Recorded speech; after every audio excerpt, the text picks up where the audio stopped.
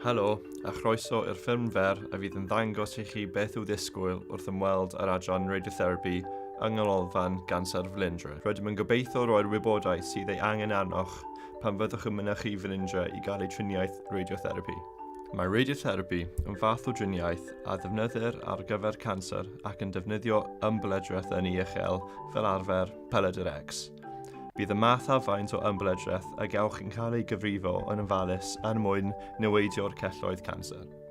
Os yw'ch meddyg wedi penderfynu bod angen cwrs o driniaeth radiotherapi, byddwch yn cael taflen yn egluro beth fydd yn digwydd, map a llythyr apwyntiaid i ddod i'r adran cynllunio.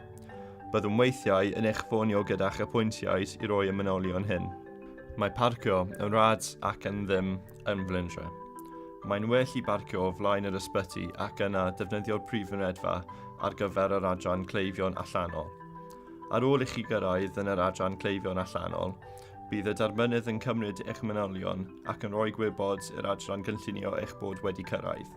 Yna, byddwn yn gofyn i chi gymryd sedd yn yr ystafell aros. Os bydd angen i chi gael prawf gwaed cyn eich apwyntiaid cynllunio, gall hyn hefyd digwydd tra byddwch yn aros. Byddwch hefyd yn dod o hyd i luniaeth yn yr holl ystafelloedd aros. Mae'r swyddfa ambiwlans hefyd wedi lleoli yma. Bydd aelod o'r tîm wedyn yn dangos chi i'r ystafell gynllunio neu ystafell foldio.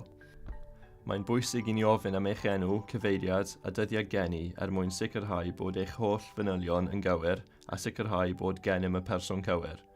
Mae hyn yn bwysig gan fod gennym lawer o gleifion sy'n dod i ni gydag enwau sy'n debyg neu'r un fath, felly byddwch yn amyneddgar â ni.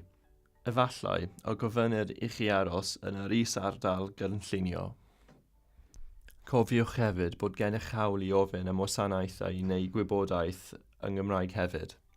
Os oes gennych apwyntiaid ystafell moldio, ewch at yr adran honno. Ar gyfer yr holl gleifion eraill, ewch yn syth yr adran gynllunio os gwelwch yn dda.